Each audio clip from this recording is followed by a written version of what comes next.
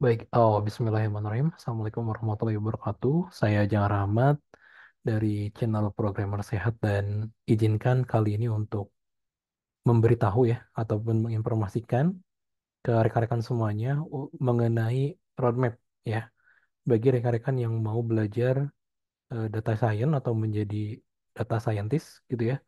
Ini saya mau coba memberitahu apa aja yang harus dipelajarin gitu ya.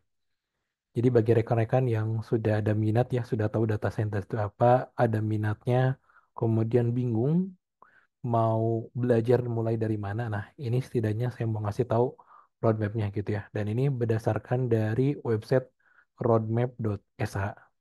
Nah, mungkin sebelumnya saya sendiri lulusan S1 Informatika ya dari pendidikan jarak jauh dari Universitas Cyber Asia dan kemarin mengambil peminatan tentang data science gitu ya. Jadi izinkan untuk sedikit kalau seandainya nanti ada kesalahan dalam penyampaian, mohon untuk dikoreksi saja ya. Oke, jadi bagi rekan-rekan yang mau belajar ataupun menjadi seorang data scientist, itu awalnya tentu dimulai dari matematik ya. Jadi rekan-rekan harus mulai dari belajar matematikanya dulu gitu ya. Kayak di sini ada linear algebra ya, kalkulus, dan mathematical analysis. Jadi di sini matematik yang khusus untuk machine learning gitu ya. Kemudian ada juga mempelajari tentang differential calculus. Terakhir saya belajar di kampus itu ada ya matematika mulai mempelajari dari matematika diskrit, kemudian lanjut belajar kalkulusnya dan belajar aljabar linear gitu ya. Nah, kemudian setelah matematik gitu ya, rekan-rekan nanti bisa dilanjutkan belajar ke statistik ya. Di sini mulai dari statistiknya itu sendiri gitu ya, kemudian masuk ke hipotesis, ke probability dan sampling ya, A/B testing gitu ya. Kemudian di sini bisa lanjut ke hal-hal lain gitu ya yang ada di statistik gitu ya. Di kampus juga ada pembelajaran tentang statistik ya. Dan saya ngulang mata kuliah statistik saya ngulang. Kemudian setelah matematik dan statistik dilanjutkan nanti belajar ekonometrics ya. Nah, ini saya belum ya, belum belum sempat mempelajari tentang ini. Kemudian berikutnya bisa lanjut ke regression ya. Ini masih masuk ke dalam econometric ya, kayak dilanjutkan ke regression, time series, fitting distribution ya. Nah, ini nanti yang harus rekan-rekan pelajaran. Nah, di sini sebetulnya ada Kaggle-nya juga. Jadi bisa belajar time series menggunakan maaf Kaggle, maaf, bukan Kaggle. Jadi rekan-rekan bisa belajar pakai Kaggle ini. Untuk yang pakai Kaggle ini sebenarnya gratis ya, ada yang gratisnya gitu. Kalau kayak Coursera juga ada yang versi trialnya seperti itu. Nah, kemudian lanjut setelah itu, nah sebetulnya rekan-rekan baru, oh ya ini sebetulnya udah ngoding ya harusnya. Di bagian ini rekan-rekan harusnya udah mulai belajar ngoding ya. Kemudian, oh enggak, belum. Ini tuh kayak masih masih belum ngoding. Ngoding itu baru di sini nih. Nah, sebetulnya kalau belajar, misalkan kita mau skip dulu gitu ya. Mau skip dulu matematik, statistik, dan econometrics ya. Kemudian lanjut belajar coding, misalkan langsung belajar Python gitu ya. Apakah bisa seperti itu? Sebetulnya bisa-bisa saja seperti itu. Cuman kalau rekan-rekan pengen belajar lebih apa tuh ya, lebih kompleks gitu ya, ataupun lebih lebih terstruktur, ya sebaiknya yang ngikutin roadmap ini gitu ya. Kalaupun misalkan rekan-rekan belajar Python dulu, ya saya belajar Python dulu aja gitu ya. Ya sebenarnya nggak apa-apa juga gitu ya. Tapi kalau dari roadmap yang ini itu direkomendasikan untuk rekan-rekan belajar mulai dari matematiknya dulu gitu ya. Statistik, ekonometrik, baru coding.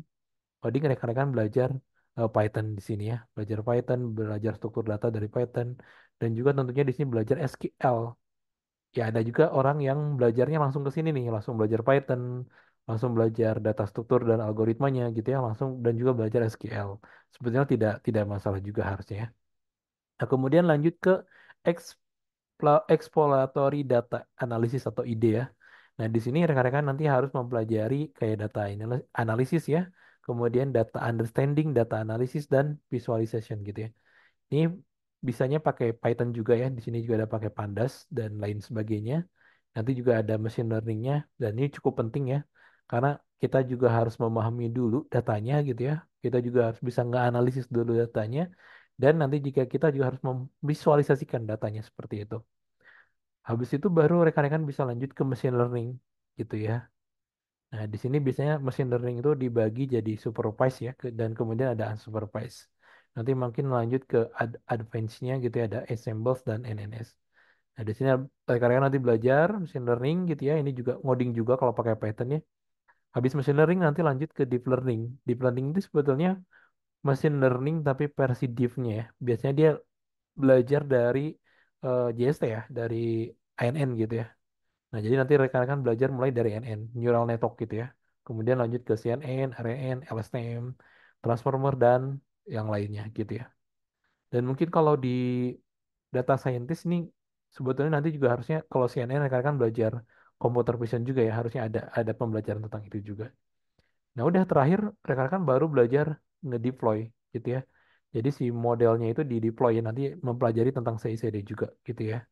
Ini kayak DevOps tapi MLOps gitu ya, khusus untuk machine learning bagaimana kita akan deployment atau kita production gitu ya ke server seperti itu. Udah selanjutnya rekan-rekan tinggal keep learning gitu. Jadi bagi yang bingung, kalau saya pengen apa ya, pengen belajar data scientist atau saya pengen jadi data scientist, kira-kira mau belajar dari mana dulu gitu ya. Kalau saya pribadi sebetulnya tidak begitu expert gitu di bidang ini, kebetulan aja kemarin kuliah, kebetulan peminatannya kan ada dua ya, ada networking dan ada data science. Nah, saya mengambil data science dan kemarin tugas akhir juga ada hubungan lah dengan data science, itu ada sedikit hubungannya dengan data science seperti itu gitu ya. Jadi memang direkomendasikan untuk belajar dari matematik dulu. Dan rata-rata di kampus gitu ya, yang mungkin khusus pembelajaran ataupun khusus jurusan ini biasanya memang harusnya sesuai dengan ini gitu ya. Ada juga yang mungkin kampus biasa atau kampus IT kayak informatika gitu ya, tapi ada peminatan data science. Nah, kurang lebih hal-hal seperti ini juga dipelajarin. Kemarin SQL dipelajarin, Python, Python juga, saya lupa Python harusnya dipelajarin juga ya. Cuman kemarin kayaknya C++ gitu ya. Kemarin C++ ya. Tapi bisa di data scientist itu dipelajarin juga. Kayaknya Python juga ada sih ya. Ada kemarin di beberapa matkul tuh ada pembelajaran juga di kampus saya. Harusnya ada ya, seperti itu. Ya, gitu rekan-rekan. Bagi rekan-rekan yang mau mengambil gitu ya data scientist atau ingin belajar data science, silakan mulai dari matematiknya dulu gitu ya, kemudian lanjut ke statistik, kemudian bisa dilanjutkan ke econometrics ya. Setelah itu baru rekan-rekan belajar coding gitu ya.